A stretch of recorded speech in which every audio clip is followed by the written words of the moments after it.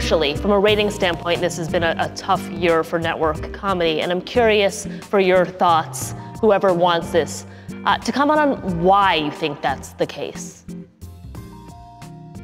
Oh my God. Steve, you say, so it feels real combative and judgmental about the rest of it. I'm doing as I'm told. He should just take a nap on the table as we talk about this. I think my wife writes for New Girl that Liz created and runs, and every week there's a story of like, well, New Girl got like a 2.7 this week. What does that mean? And then 3 weeks later, it's like, well, when you factor in the people who watch it on DVRs, it gets a 41.6 or something.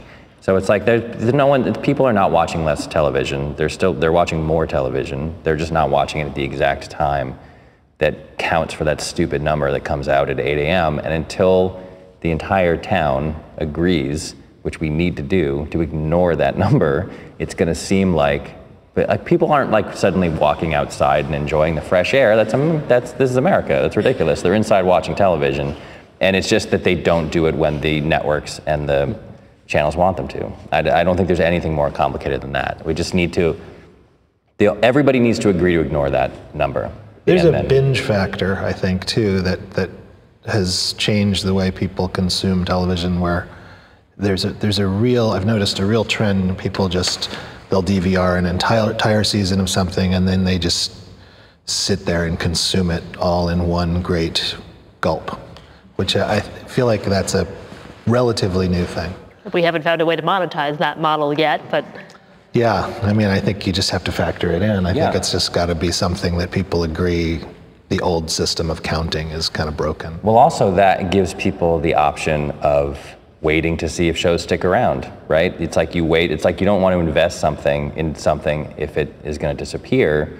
So you wait, and then like season 3 of a show or season 4, you can watch watch 80 episodes of a show in a week if you want to. So there's nothing compelling people to sit down. Why would they have a season 4 of a show that everybody waited until season 4 to watch?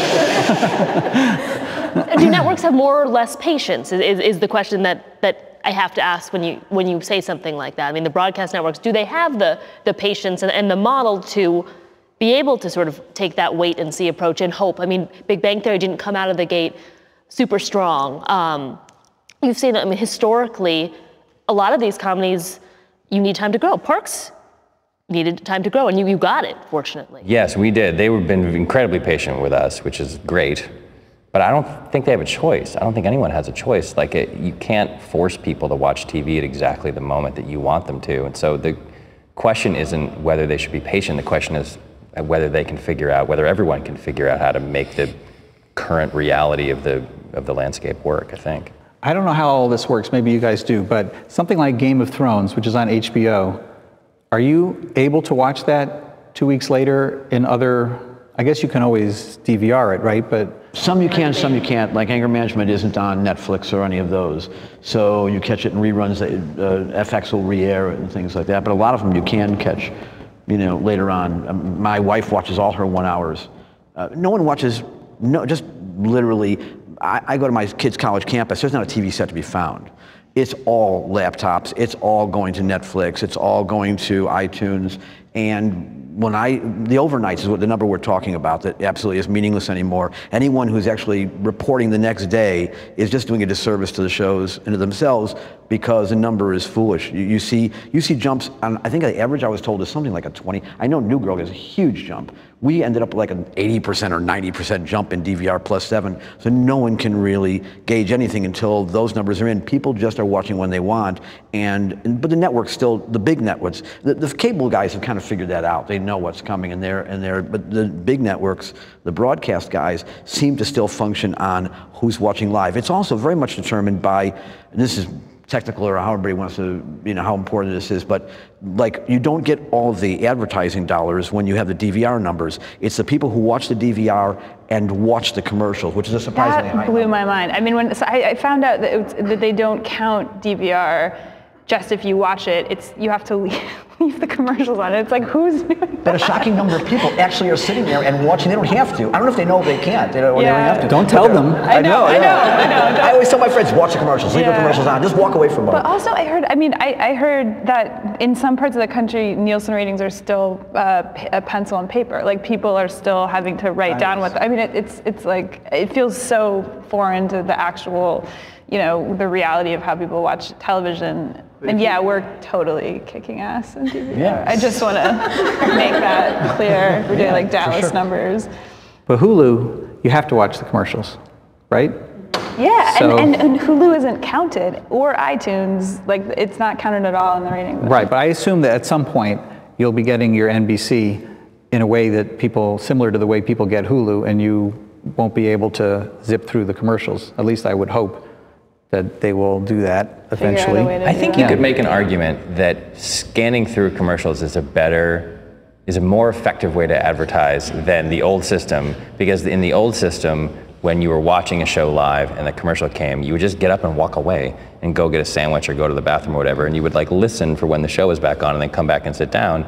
If I were Coca-Cola or something, I would just make a 30-second ad that just said Coca-Cola and had a can. So even if you're scanning through it, you get like 8 seconds of a can, and then, I don't know. We had to do product placement this year.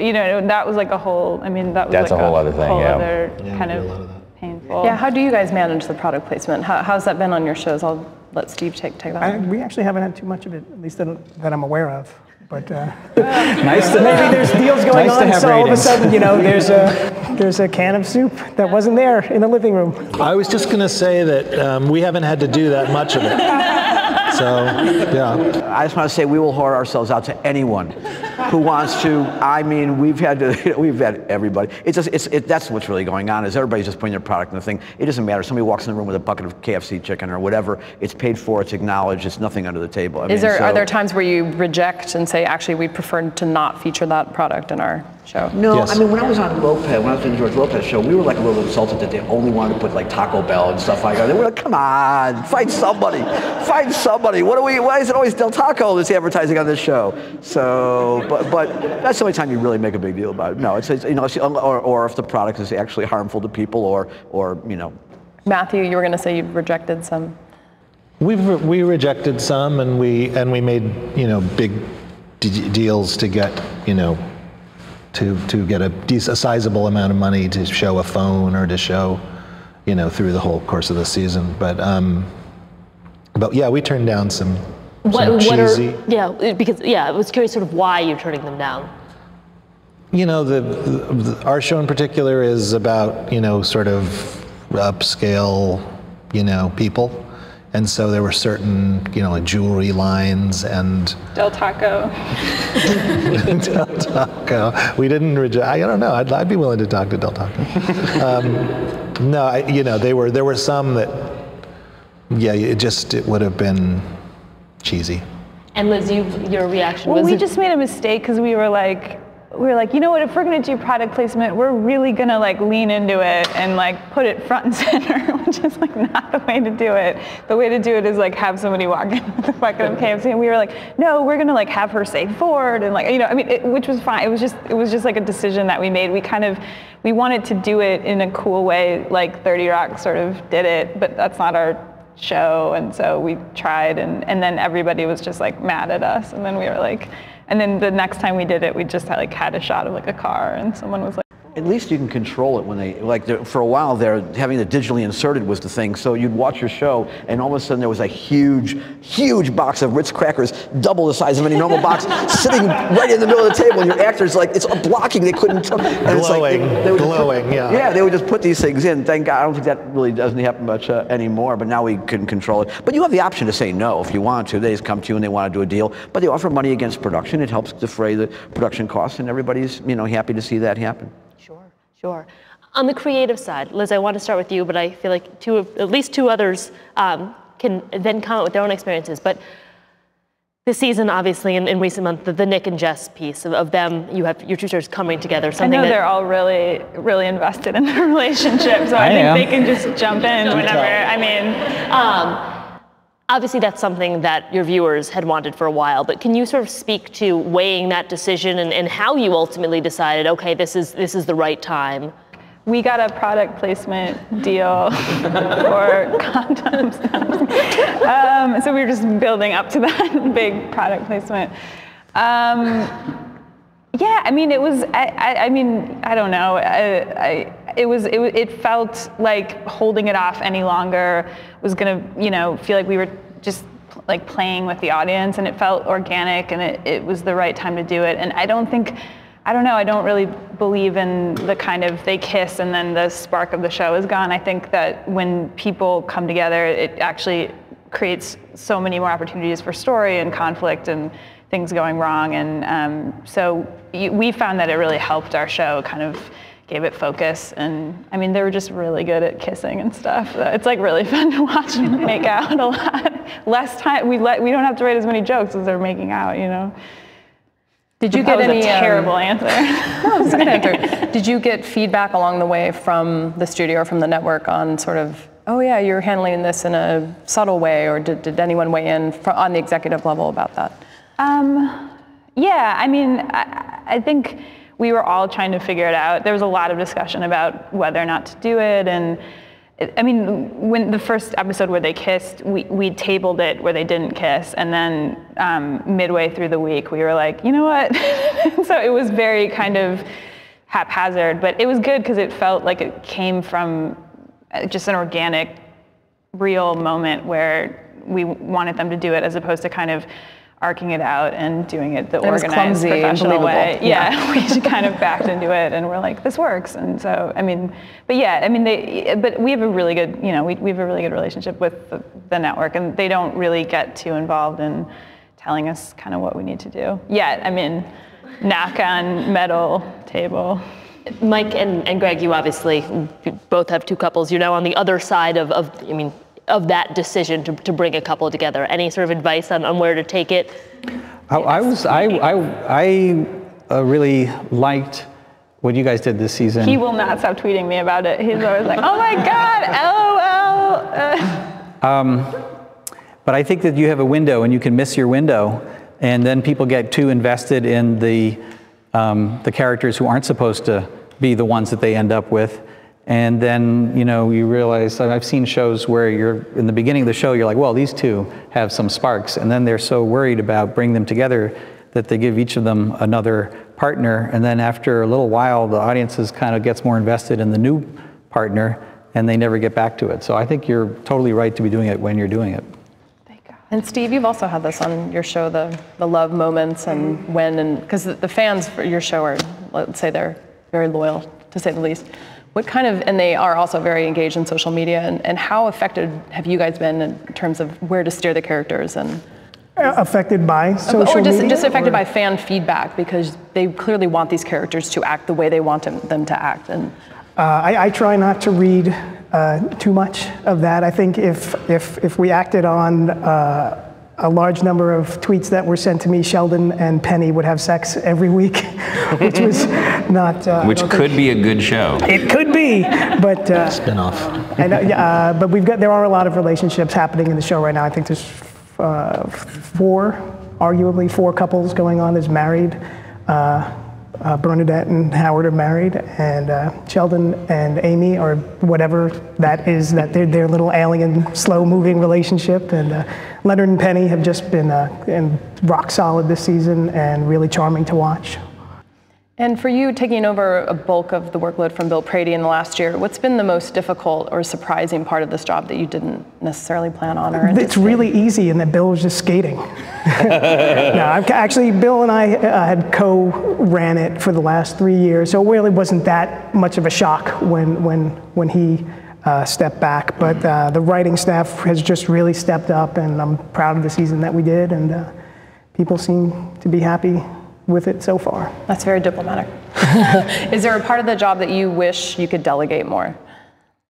Writing jokes is hard, so I get to delegate that now. It's good. It's a great room of very talented, smart, funny writers that we have. How about the rest of you? What's a part of your job you wish you could delegate that you don't already delegate? Yeah, I think I've delegated everything that I can without being fired for incompetence. Like Roundtable? I wish I knew how to delegate. That would be so much better if I did. How about you, Matthew? How does your show work? Are you the main leader of all things editorial, or? Yeah, I've delegated a lot of the post to Stephen Hopkins because he's so good at it. He's just a really good director, and he's really good in the editing room. So, as much as I like directing, it's kind of not why they hired me. So, so I've delegated a good amount of that to him. But I don't know, driving, like stuff that. Having to be places all the time. Yeah, I've got a great, because I have a non-writing executive producer, which is awesome. I really recommend it to those of you who don't. So she does a lot of handling people and talking to people and things that I'm not good at. So it's really good. I like that. I'm appreciative. I'm going to do a fun question. Hopefully you think it's fun. You all are comedy people working on funny shows. What's the funniest, and by that I mean sort of absurd, note you've gotten in the last year? Well, we have sort of a special relationship with our standards and practices department, so that's always like really entertaining to me. Just sort of, we were in a gynecologist's office, and like the emails back and forth were like really outstanding. I have a couple framed in my office. They're like anatomy and like arrows, but it's all my other. Recently there was like where we used like a song from Sublime called "Caress Me Down." And she like typed word for word this like really disgusting lyric, but it's like so official, like it's on Fox email kind of thing, and really made me laugh. I guess it's kind of a cop-out answer to the question. We started an arc where Charlie and his therapist / girlfriend are doing a sex study a la Kinsey or Masters and Johnson, and so they have a room where they observe through a two-way mirror people having sex who are hooked to electrodes. And the note was, can you not have the sexual people being studied move up and down? So I thought if they move horizontally, it's not considered a sexual act. But if they could not move up and down, that would be good. That was a pretty absurd note to get. A lot of like rhythmic, like it can't, like if the bed's gonna move, it can't be rhythmic. So then we're like on set and we're like, it's like. I think last year, it might have been last season, we had Amy was doing a nicotine addiction study, and we had a monkey that was smoking, and there was a joke. Sheldon asked, "What have you learned so far in the study?" And so far, that monkey looks so much cooler than all the other monkeys, and we were told you can't say that smoking makes you look cooler, even though it was about a monkey. So Chuck told the network that he will personally respond to all the letters from monkeys that get addicted to smoking because of our show. So that was a note you rejected, essentially. There's more to the story. I can't even remember. I think then that joke stayed in, and then it was followed up with a monkey masturbating joke on top of it. Okay. Sort of with it. Do you have any other notes that you'd like us to address? Sometimes just pile in extra stuff, and then they finally just get too confused. You by give it them all. a few you didn't want anyways, and then they just. That was the Saturday Night Live move that we used to pull. Is if you wanted to say a certain word that was like borderline, you would just load up the rest of the sketch with like stuff that was absolutely not okay. I can remember trading. I'd say, okay, we'll trade you 3 dams and an ass for it was like. We did that a lot at FX. When I had a show at FX, that was a big move. The horse trading, Yeah. I'm shocked that they didn't catch on to. Well, I think they did. I don't think they weren't stupid. I think they knew what was going on, but also they were sort of, what can you do? Like, if we say, like, look, we took 11 F-bombs out of that sketch, what do you want us to do? They're like, all right, fine, just, at a certain point, you just wear them down. You know what's funny is that, like, you said F-bomb instead of... Because I don't know if I'm allowed to curse. Right. I mean, we all know what he's saying, right? But the networks would have a problem with the character saying the words F-bomb now. Yeah, or effing. Yeah, or bleeping. Like, we would bleep things, and then they go, come on, guys, don't stop bleeping. But the bleeping's good, right? You're supposed to like the bleeping because it means that they didn't swear. We found a creative way around that. We have the character who we wanted her to say, "What the F is going on here?" And they had a problem with that. So the line that we gave her was like, "What the mother effing, C'ing, S'ing, K'ing, G'ing, L'ing F is going on here?" And then our response was like, she's insane. She's not like, those aren't swear words. She's just a crazy person. And they let us do it. Yeah. We had a dyslexic guy or whatever said like the other mucking fucker. It was like it was like the guy said it all, but none of the right way. But the audience exactly knew what they were saying. I had a question for Matthew. Your show is clearly more of a dramedy than a straightforward comedy, and with the exception of the 2 multicam shows here, most shows today have dramatic elements. And I'm wondering, do you guys see the future of comedy as being not a place where these straightforward, what we call ha-ha comedy shows are going to be on television? Do you think people are more willing to engage in these shows that have dramatic elements? New Girl too, Death this year, and there's not an episode that doesn't go by that doesn't have some sort of dramatic bent. Do you think this is where the genre's heading? Maybe that's why our ratings are going down. I'm joking, they're not. Oh, but and anyone can answer too. Matthew, you have the most kind of straightforward dramedy, but what do you think about that? Say it again. Do you see this as being? Is that a trend? Yeah, is that a direction particularly on cable. Yeah,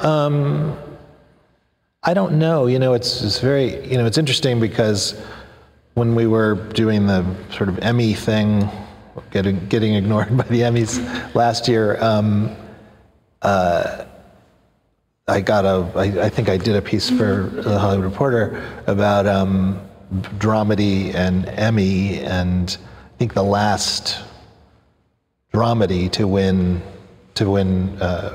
an Emmy was Ally McBeal. It was, yeah. So that was a while ago. So that was an hour format too. Yeah, it was an hour format, but still, even half hour. It doesn't happen. And that's not so much my concern, but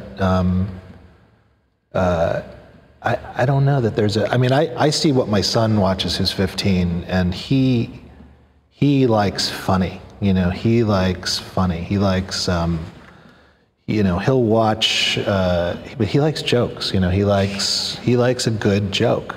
He likes a funny show. He doesn't necessarily want, and he's a boy, so, there is that, so he's limited by gender.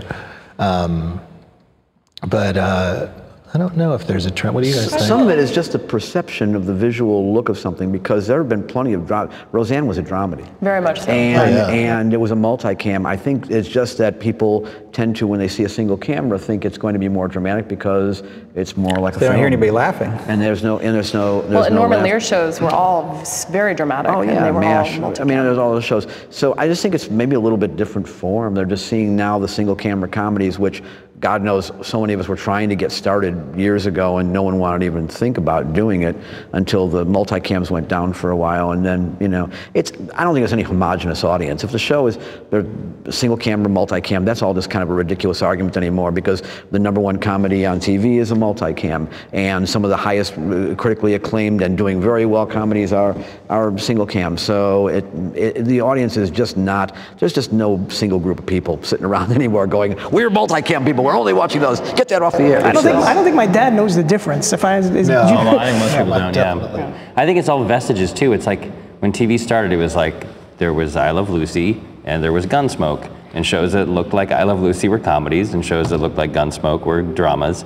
And it's gone from 4 channels to 1,000, and there's 300 million people, and everybody, it's this massive spectrum now. Just many millions of people like every flavor of show. So like Emmy classification system it's problematic, because it's a little bit like, what do? Do you start adding more categories? Because sometimes like you watch the Grammys and it's like best R&B song, single vocal Latin, like they've diced it up so much that it becomes like, you win for Song of the Year and Record of the Year and Pop Vocal of the Year and Rock Song. It's like, and it's the same song or whatever. And it's like, so I don't know. I don't think there's an answer to it. They should do a dramedy category and have it on like the other night. Yeah, thanks. That was my pitch, but not on the other night. But thank you for suggesting that. Well, it's also the difference between like, what's Nurse Jackie? What's Californication? Like, they're half-hour shows, and that makes people think about I Love Lucy, but they don't have laugh tracks, and that makes people think about Gunsmoke, and like, there's no answer. There's not any categories anymore. It's just, there's just what do people like, and so it gets a little dicey when you start trying to classify anything. I don't think we should be lumped in with musicals. Right? Why does the drama category get its own category, and then with us it's comedy musical? Yeah, it doesn't seem fair. It does feel like everything else. Thank God Variety went away. We at least got one of them. Right? Well, in Variety, and you go into the, I was on the DGA website the other day looking up some kind of thing, and I realized that the pay was different for like a DP or something. If you work on a drama versus comedy variety.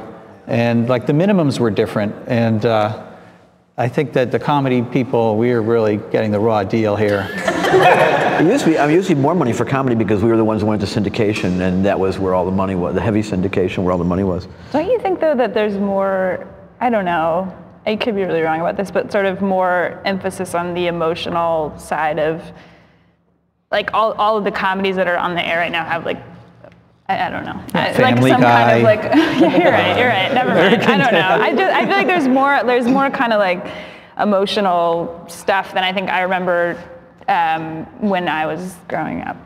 Or just more flawed characters, maybe. Yeah, I immediately was like backpedaling. No, we went through, like, that was a really superficial period of sitcoms. After like Roseanne went down and some of the shows that had, you know, a lot more substantive emotional stuff going on. Seinfeld was so dominant, and Seinfeld was so unemotional. Right. Very true. Yeah. I will say, I guess in terms of trend, one thing I will say is that I feel like comedies are much voicier than they used to be. I feel like there is more of a sense of the voice of the person, at the helm of the show, which I really like. I like to turn on, your show and hear your voice, and like it's. You mean it's more of a branding for the person who created it? Is that what you mean? Not they branding. Feel more specific or something. They feel specific to the voice of the person who thought them up, or who is running that, who's making the. Right, and it's not so much the voice of the network as it is the person. Not at all. And the network actually wants that, I think so, which is yeah. I think surprising. One of the pieces, Bruce, with you, we talked before Anger Management launched, and you said if this is successful, this could fundamentally change the way TV gets made. It already is. I was going to ask, do you feel 40-odd episodes in, you're there, and the rest of you look at what he's doing and say, that 10-9, that sounds appealing, or that sounds daunting and terrifying? If Charlie goes a distance and makes whatever money has been suggested that it will make and all that. Now George Lopez is doing one. There's also Kelsey Grammer and Martin Lawrence doing one, and it's just real simple economics. That the show costs half the money. And if you lay it out properly and you're strong in your organizational skills and you've got a good writing staff, you can do the same quality of show for half the money in half the time. It took me 5 years to get to 100 Drew Carey's. It will take me 2 years to get to 100 Anger Managements. That's good for the actors because they don't have to spend as long typecast in a role. They get to recreate themselves sooner and not be on the air for 6, 8, 9, whatever years and not be able to work after that. For the creators, you get to move to a new project after that. It moves to syndication faster. And the truth is the process is actually in many ways easier, except for the writing staffs. So it will change. It was interesting though, one of the things that you were talking about earlier about arcs, about like when people get together, because we're shooting so many in advance, we've got now probably 20 shows that haven't aired yet.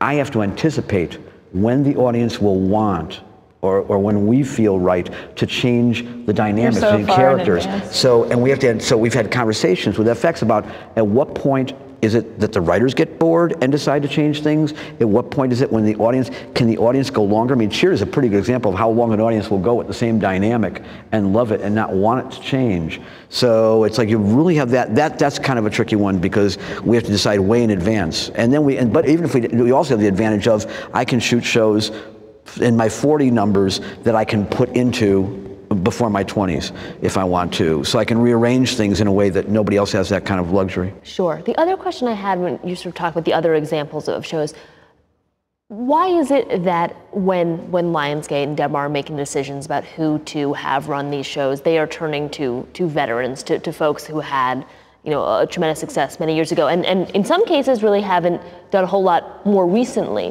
Why is that the appeal? Partly it's partly organizational skills, and partly that the guys have all gotten their kids are now in college and they want to come back and do stuff again. So in my case, my kids off to college, and I was okay. Let's try a challenge. I know this big a challenge, but it's organizational skills. At one point, I did 100 seasons in one. I did 100 episodes in one season at one point when I had 4 shows going. You're 300 years old. Yeah, I'm approaching 800 episodes of half-hour television now. So it's like my skills are such that it wasn't so daunting for me, and for Matt, and for I guess Bob Boyette is jumping in. Everybody who's done that has the organizational skills to pull this off, because that's a good chunk of what you have to do. If you're not on top of the organization, you're shooting. Sam Simon, who's working on the show, pointed out to me, he said, you're shooting 25 pages a day and you're writing about 7. You need to pick it up.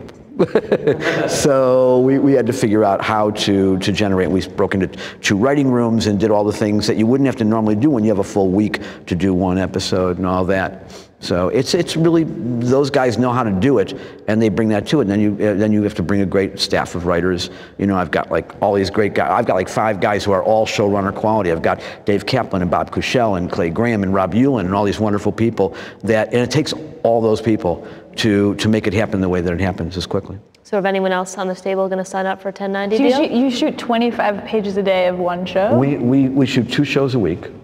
And we're on the air for 90 weeks in a row, so I have to deliver the episodes consistently. We're only off for like holidays or whatever. So it's like the opposite of the cable model where you shoot 12 and then you're gone for a while. So it's daunting, but it's actually not too dissimilar to what they used to do. Like old sitcoms and Adobe Gillis days and things like, they shot like 38 episodes in a season, and they just took a little bit of a summer break and came back again. No takers? I don't know. As you were talking, like my entire body was I was losing my balance. The truth is that all the things that you think will be difficult are not as difficult. When you've got the writing staff working and you've got your breaking stories, all the things that just end up taking longer because the work expands to fill the time is true, and you don't need to overwork the actors and over-rehearse it all. The actors are great doing it this way. They love it, and so. Do you have arcs on the show, or is it more episodic? No, for syndication, they always tell you they want it as episodic as possible, but you can't get a show to go 100 episodes without some good, strong arcs, and you can't get the audience involvement without it. So we've got arcs where, the 2 characters may be having a relationship, they'll break up for a bit, and then they'll get back together, but we plan arcs as well, and arcs for all the different characters. Like I did on every show, it's like that, just because it made life easier when you had some string to follow and you had a skeleton and you could put the flesh on as you went. I have a question for Greg and for Mike. One of the things that came up this year as NBC executives were talking particularly to the media was this sort of desire with its comedy brand to broaden it.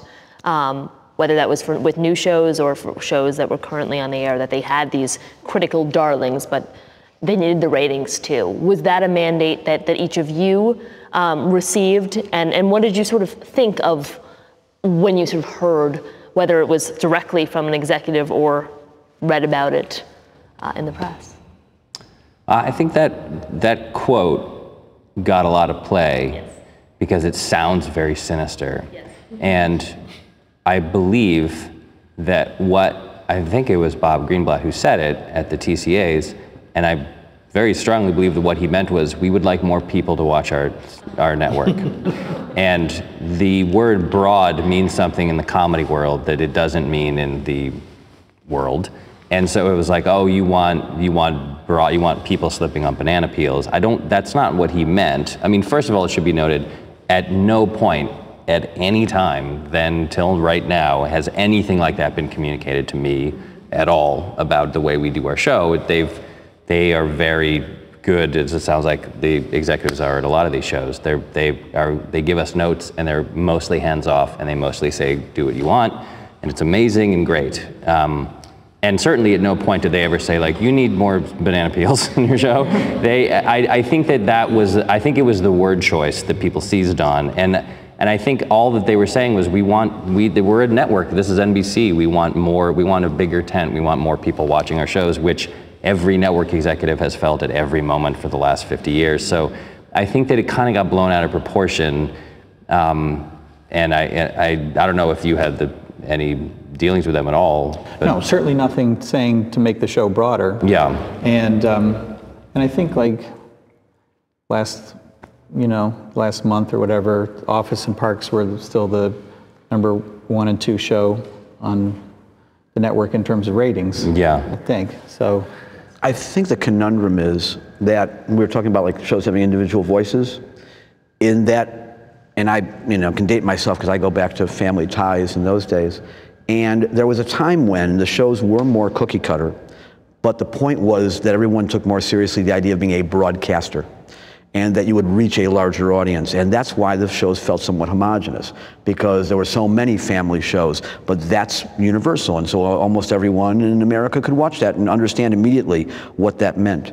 When it started changing was like with Seinfeld, where you had to learn very specifically, and it took Seinfeld, what, like 4 years to kind of grab the audience. You have to see all these adults individually, not as a family unit. How do they relate to each other? Why are they at each other's houses? Where do they go? Who's this? Does this one like that one? It takes you time to do that, number one. It's harder for the broader audience. And because now you're the voice of the author more in it, there's more of an audience that's specific to that niche or that view that author has. So it's a problem because what they're looking at is they're looking at reduced ratings in general for shows in general probably, but like for sitcoms, they want those big numbers. Well, the truth is there's a million different shows to pick from, and it's always harder to get those numbers. Do you think though that if you were to recreate a show with the tone and sense of humor of those broadcasted big tent shows from the 80s or 70s or whatever, that in this environment it would mean that the ratings would flock to it, or people would stop watching all the cable channels? If it was contemporary, Modern Family did a great job of kind of getting a bigger tent going. If it was a contemporary version of those shows, I think that there's really not much for the average audience. I used to, I don't fly, I drive cross country, and I'm sitting on a train and I'm looking at all these houses in the Midwest, and I'm thinking, are they really watching all these shows that I love? And I think there's really not much being written to them. Now there's the niche channels that are, that are doing broader, I guess TBS or whatever. They're finding those things, but they still don't have kind of a handle. Nobody really kind of has their finger on the American pulse. And maybe the American pulse just changed that much. Maybe it's just that now, there's so much change in the ethnic makeup of America or in the work situations of America that maybe it's not so easy to do a show that everybody can go like Home Improvement or Roseanne or Seinfeld. When I was a kid, I watched Empty Nest, right? I was like an 11-year-old in Connecticut, and I watched Empty Nest every week. And you're always talking about Empty Nest. I'm a huge Empty Nest guy. Always have been. What is that? Empty Nest was a show about a retired doctor in Florida who lived next door to the Golden Girls or across the street. Oh. And it was about it was Richard Mulligan. He was excellent. And he was a retired doctor, and he had like two grown daughters and stuff. It was the opposite of an 11-year-old suburban Connecticut kid. But I watched it every week, and the thing was, if I were 11 years old now, I wouldn't know that Empty Nest existed, because every baseball game, every night is available to me on my TV. Right. Every show, there's Duck Dynasty, there's stuff, there's 45 cartoons on.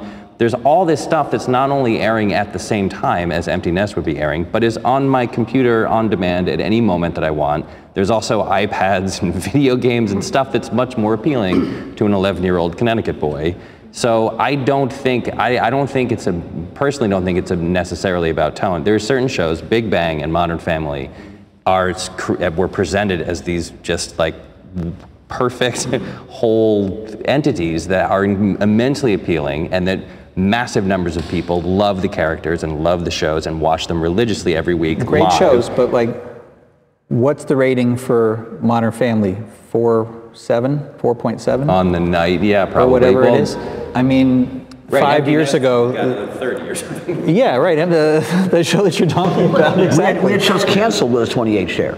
Well, and I remember when the Lost finale aired. I've talked about this before, but this blows my mind. Like, Lost to me was like one of those kinds of shows that just the American people stand up as one and embrace it and are obsessed with it. To Empty Nest. Yeah, it's in that Empty Nest echelon. And when the Lost finale aired, and everyone that I knew was captivated by the show, talking about it, what we liked, what we didn't like. And then I saw this like printout, and it was the finale. The rating for the finale of Lost was like the 83rd highest rated finale, and like number 82 was Mr. Belvedere. Like, man, like even Lost, that's dominated the conversation in American TV for the last 7 years, Mr. Belvedere got more people. Well, also your parents were controlling the TV, and that's the other thing, is you didn't have the option of going to all these other places, or, yeah. Well, no, I think we shouldn't feel bad about ourselves. I think that's the essence of that. Is that they're still very talented people, maybe not as talented as the staff of Mr. Belvedere, but still there's a lot of good people working in the industry now. And I don't think we should feel bad about the fact that our shows are not getting the same ratings. When you all see my pilot, Full Nest, which was a remake of The Empty, it's a continuation of the characters. Is it a prequel or? It's a post-quel, and I did not get the rights to the original, which I don't think will be a problem. So you shouldn't be saying this, right?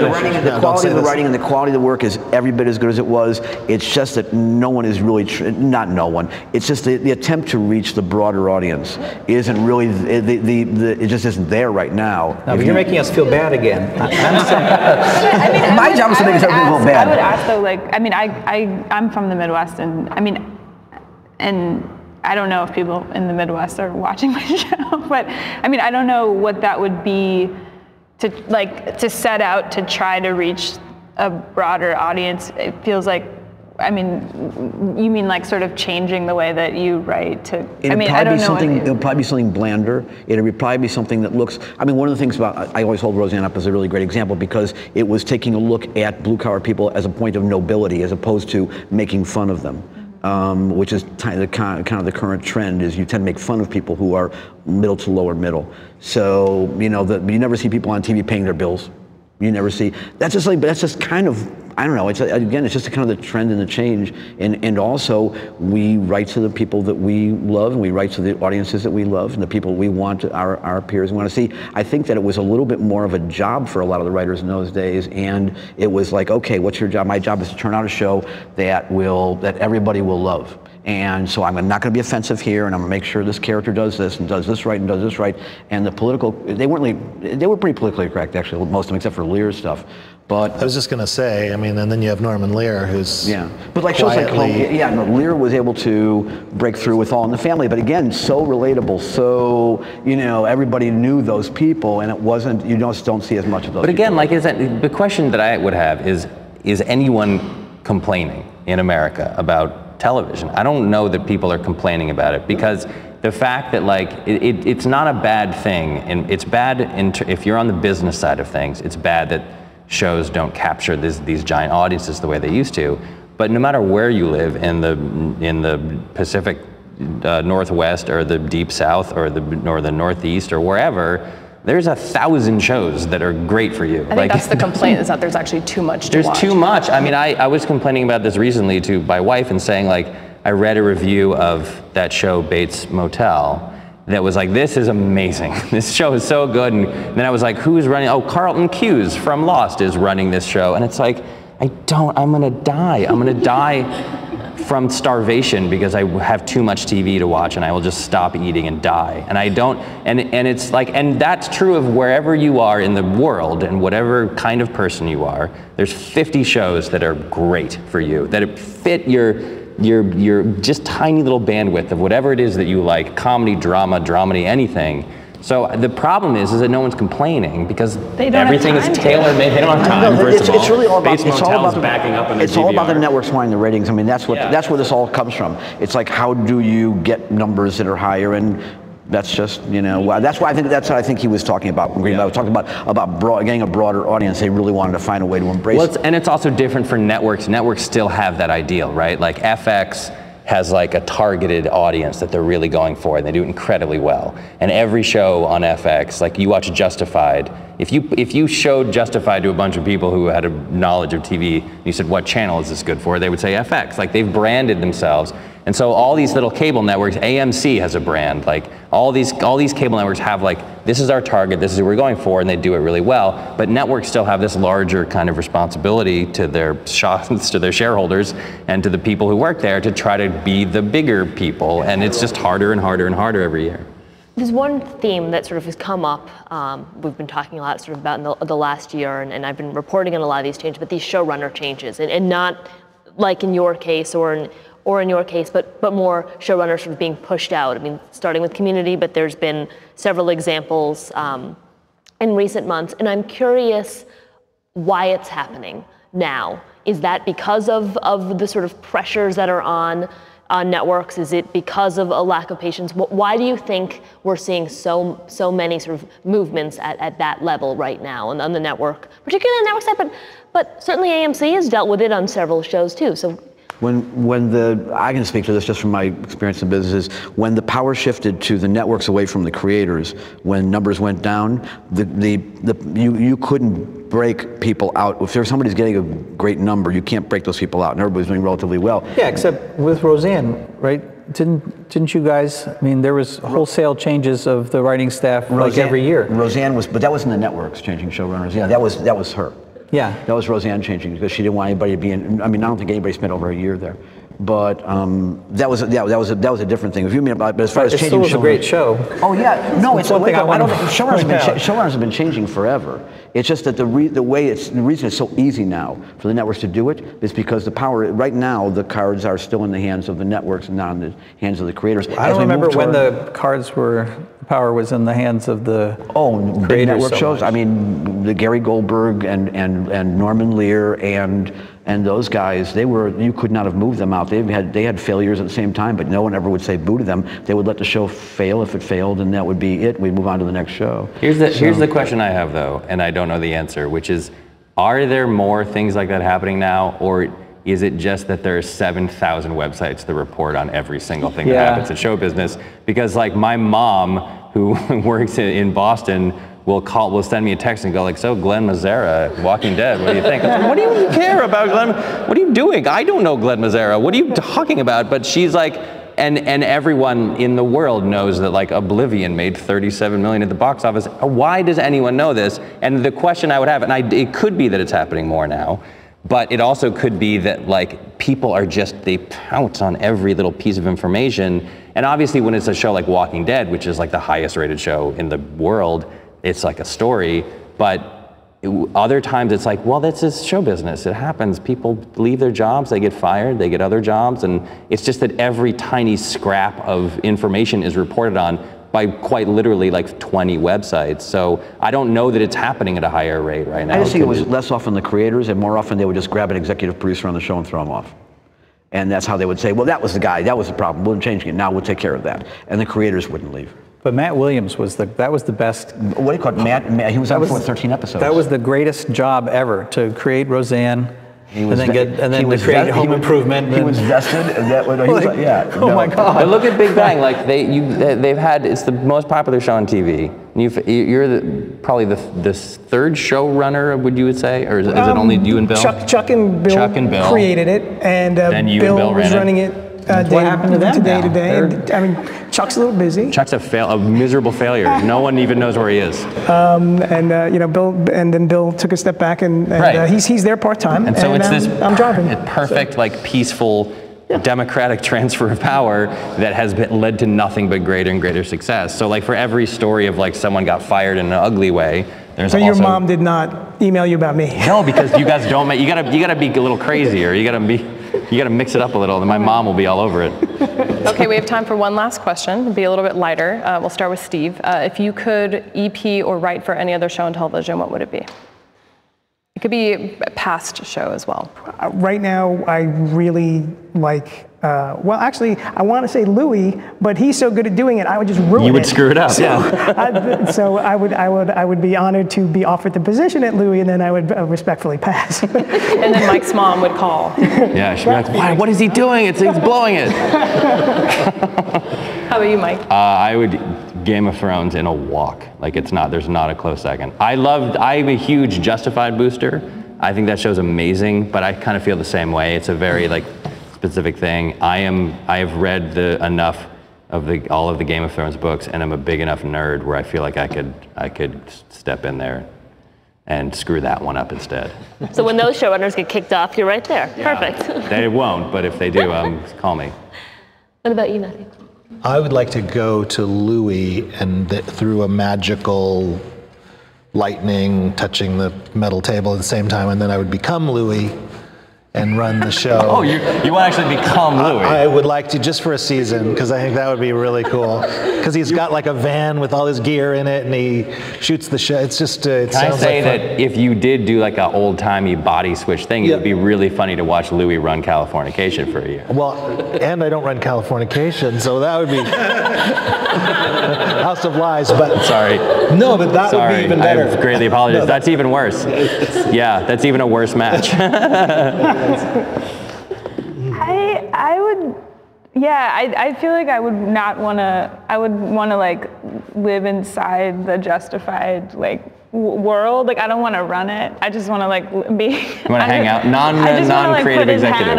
In the actual world. Yeah, I want him to like have, you know, I want to date the character. That wasn't the question, but that's how I chose to answer. I think Raylan is single, actually. Yeah. I feel like he's a really good guy. He's really going to take care of me. Good choices. Historical, when you threw in historical, it threw me. Oh, yeah. I mean, there's so many options. I probably would want to have run Seinfeld just for the fun of it with that cast. And if it had to be maybe Veep, I don't know. I'm a Julia Louis-Dreyfus fan. If it had to be today. I love working with Charlie, so I wouldn't switch with anything but Workaholics. I would love to work with that cast. Interesting. That's just so fun and loose. That would just be a blast. Can we do one last thing? You are wrapping up your show, have wrapped up your show. All of the people on this table, I guess with the exception of you, who may wrap it up in 2017, will have to go through this at some point. Is there any advice, lesson you learned in saying goodbye to a show?